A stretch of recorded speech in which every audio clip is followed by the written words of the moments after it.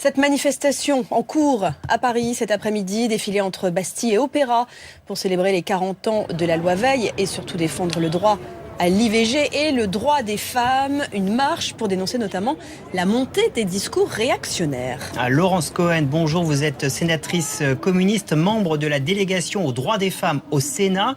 40 ans après la loi Veil, est-ce que c'est encore nécessaire aujourd'hui de descendre dans la rue pour défendre le droit des femmes ?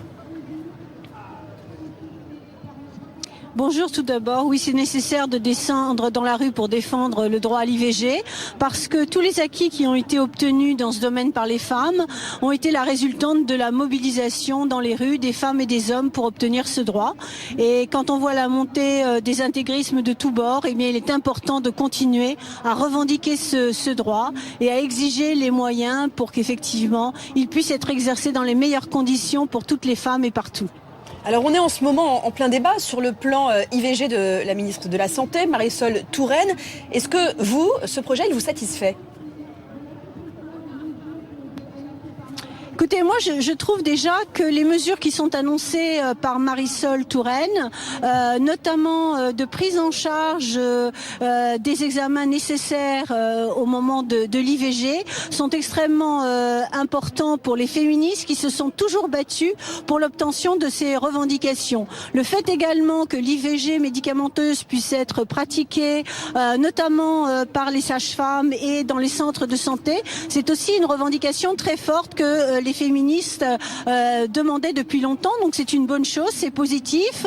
Après, il faut absolument être vigilant pour obtenir les décrets d'application de toutes ces mesures, et puis il faut être très vigilant parce que moi je suis inquiète du fait que malgré tout, eh bien, il y ait quand même une politique de restriction budgétaire qui a eu pour résultante la fermeture de 130 centres dans les 10 dernières années, et que de ce fait, eh bien, on manque d'endroits pour pratiquer les interruptions volontaires de grossesse.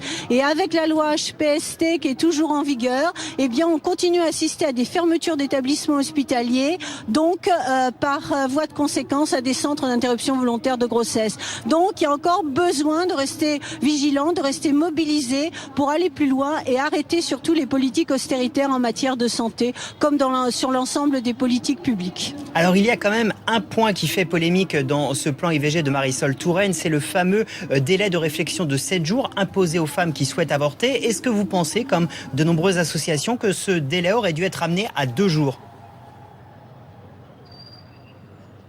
Écoutez, moi je pense que les femmes sont des êtres majeurs et que donc il n'y a pas besoin de délai de réflexion particulier. Je pense que quand les femmes prennent la décision d'avorter, eh bien c'est un acte mûrement réfléchi.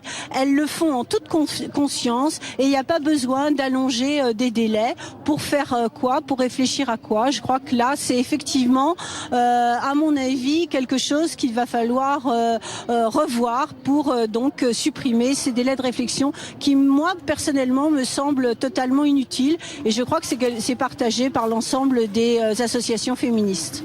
Merci Laurence Cohen, sénatrice PC, membre de la délégation des droits des femmes au Sénat, d'avoir été en direct avec nous sur BFM TV pour ces 40 ans de la loi Veil. Aujourd'hui, restez avec nous dans un instant. Nous reviendrons sur le discours de François Hollande. C'était il y a un peu